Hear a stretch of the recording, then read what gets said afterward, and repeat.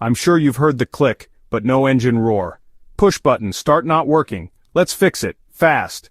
First, check your key fob. If the battery's low or dead, your car won't recognize it. Try holding the fob right up to the start button and press. Still nothing? Swap the battery and try again. Next, press the brake pedal firmly. The car won't start unless it senses your foot on the brake. Sometimes you need to press a bit harder than usual. Still stuck? Double-check your gear shifter. The engine won't start unless you're in park or neutral. Got dashboard warning lights? If you see a key symbol flashing, it means the car can't detect your fob. If you see a battery symbol, your car's main battery could be low. If none of these help, try locking and unlocking your car. Sometimes the system just needs a reset. And don't forget, extreme cold or heat can affect electronics and batteries too. If your Honda Civic still won't start, it might be time to call a pro. But most of the time, it's a simple fix you can do yourself.